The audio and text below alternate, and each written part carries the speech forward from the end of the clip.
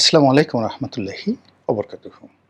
সম্মানিত দর্শক, বাংলাদেশের রাজনীতিতে আমেরিকার প্রভাব, আমেরিকার ডিপ স্টেটের মাধ্যমে রাষ্ট্র ক্ষমতায় কারা আসেন, আর সেই ডিপ স্টেট পলিসির কারণে রাষ্ট্র ক্ষমতা ছেড়ে কারা চলে যান, কারা ক্ষমতা হারান, ক্ষমতাহারী ইমরান খানের মতো জেলখানাতে যান, অথবা শেখ হাসিনার মতো দিল্লিতে আশ্রয় নেন, অথবা বাশার আল আসাদের মতো রাশিয়াতে গিয়ে আশ্রয় নেন। আবার অন্যদিকে আমেরিকার তাবিদার হয়ে হামিদ কারজাই হন, কিংবা ধরুন এখন অসীম মুনির থেকে শুরু করে পাকিস্তানের যিনি প্রধানমন্ত্রী রয়েছেন শাহবাজ শরীফ, কত সহজে সেই শাহবাজ শরীফ হওয়া যায়, এগুলো নিয়ে কিন্তু এখন বাংলাদেশে ভীষণ রকম আলোচনা হচ্ছে। তুলনামূলকভাবে একটু কম হচ্ছে এই কারণে যে আমেরিকা এবং ইরানের মধ্যে সংগঠিত যুদ্ধে আমেরিকা নানাভাবে নাস্তানাবুদ হচ্ছে। এই যুদ্ধের পরিসমাপ্তি কিভাবে হবে আজকের দিন পর্যন্ত আমরা জানি না। আজকে যখন এই ভিডিওটি করছি ঠিক সেই সময়টিতে পাকিস্তানে আমেরিকা এবং ইরানের যারা রাজনৈতিক নেতৃবৃন্দ তারা বৈঠকে বসেছেন, কিন্তু মুখোমুখি নন। এখনও সরাসরি তারা একে অপরের সঙ্গে কথা বলা করমর্দন করছেন না।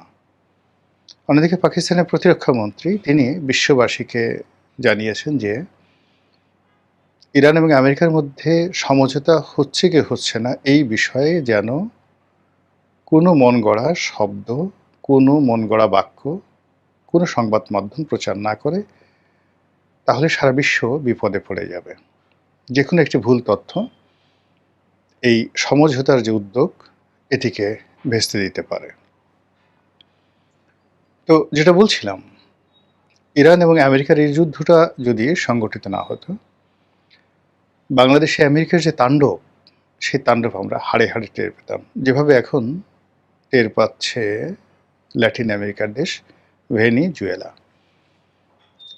সে দেশের প্রধানমন্ত্রী নয়, সে দেশের রাষ্ট্রপতি মাদুরো, তাকে যেভাবে অ্যারেস্ট করে নিয়ে যাওয়া হয়েছে, তুলে নিয়ে যাওয়া হয়েছে, এটা কেবল সিনেমাতেই সম্ভব, জেমস বন্ড সিনেমাতে সম্ভব। ঠিক একই কাঁধে তাকে তুলে নেওয়া হয়েছে।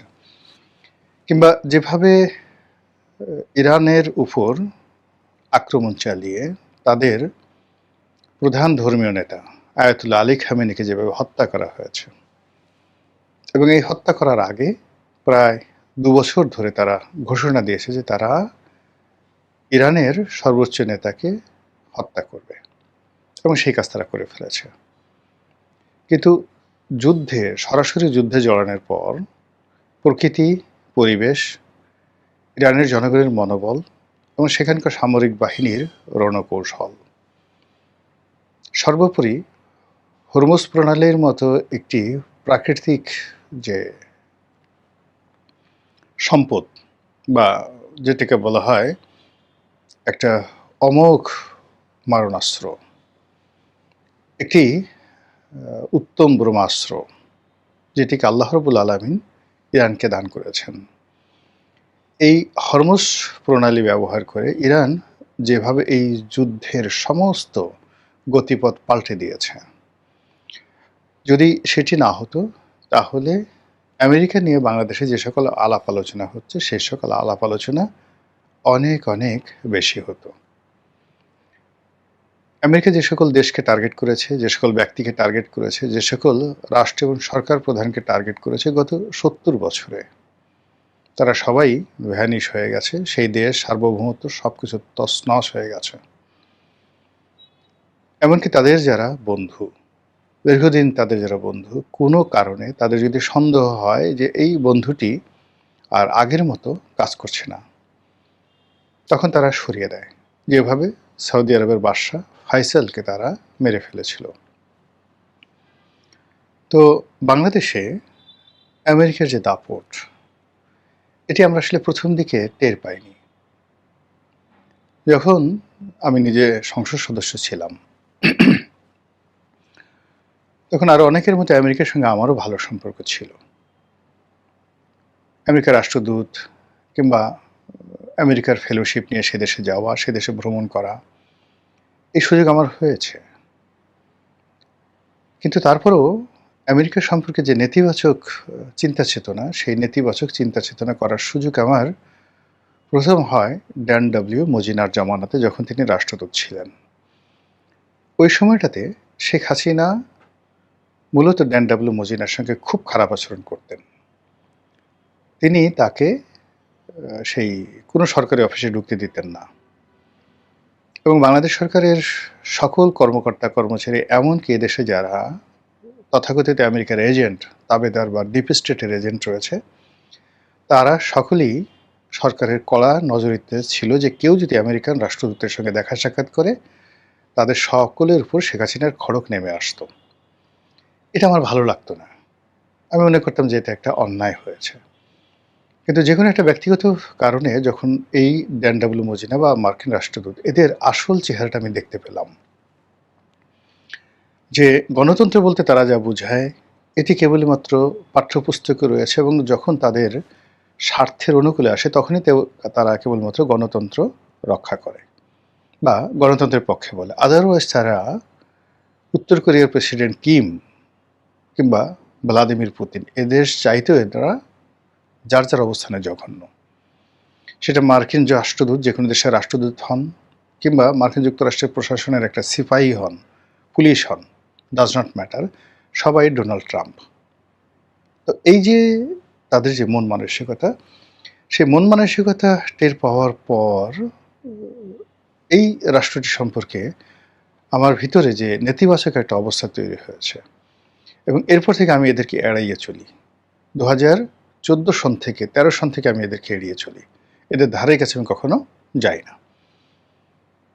এবং শেখ হাসিনা তাদের ব্যাপারে যে সিদ্ধান্তগুলো নিয়েছেন, এই কারণে সবসময় তাকে স্যালুট করেছি এবং এখনও করি।